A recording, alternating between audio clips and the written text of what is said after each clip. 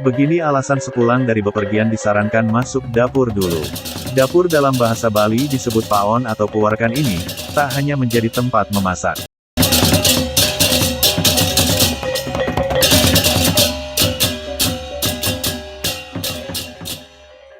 Namun, punya fungsi khusus menurut keyakinan Hindu.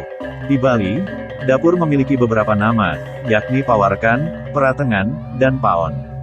Ketiga sebutan tersebut sangat lazim didengar telingan masyarakat Bali. Kata pawarkan berasal dari kata warek yang berarti kenyang, tidak lapar. Agar mampu terhindar dari rasa lapar, maka manusia harus makan, dan tempatnya adalah di dapur.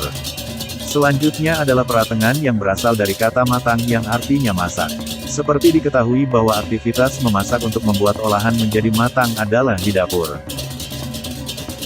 Khusus untuk kata paon adalah sebuah istilah yang paling sering didengar. Kata ini sesungguhnya berasal dari istilah Paabuan yang artinya tempat abu. Tentu dengan demikian sangat mengena dengan konsep memasak masyarakat Bali zaman dahulu, di mana sebagian besar menggunakan bungut paon atau tempat memasak yang berasal dari batu bata atau tanah liat. Di bungut paon inilah nanti abu sisa pembakaran kayu bakar akan terkumpul, sehingga dikenal dengan sebutan paon. Selain dikenal sebagai tempat untuk memasak, dapur di Bali memiliki banyak makna, baik untuk upacara agama maupun sebagai tempat penyucian diri. Hal tersebut dikaitkan dengan dapur sebagai stana Dewa Brahma. Jadi, untuk memohon panglukatan kepada Dewa Brahma, masyarakat diharapkan memohon di pelangkiran dapur.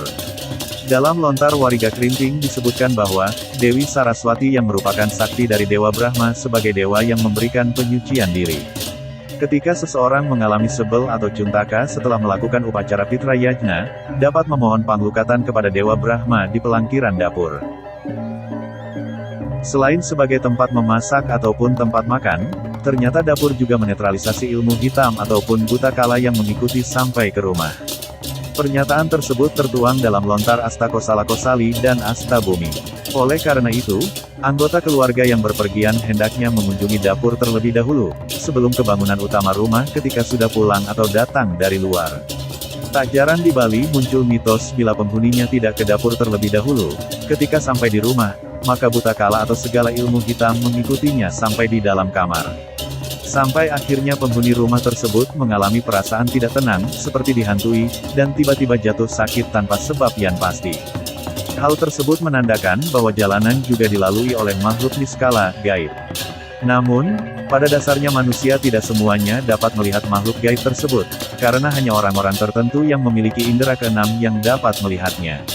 Tidak jarang juga makhluk gaib itu mengikuti manusia ketika dalam perjalanan sampai ke rumah, sehingga perlu adanya upaya untuk mencegah terjadinya hal-hal yang tidak diinginkan. Selain itu, beberapa upacara yatnya di Bali sangat berkaitan erat dengan puwarkan atau dapur, seperti ngalukat bobotan untuk melenyapkan atau melebur segala noda kotoran pletek suatu kandungan. Juga ritual pangelepas awon untuk bayi berumur 12 tahun. Dengan banten pacolongan untuk upacara kambuhan untuk membebaskan dari pengaruh-pengaruh negatif Trimala.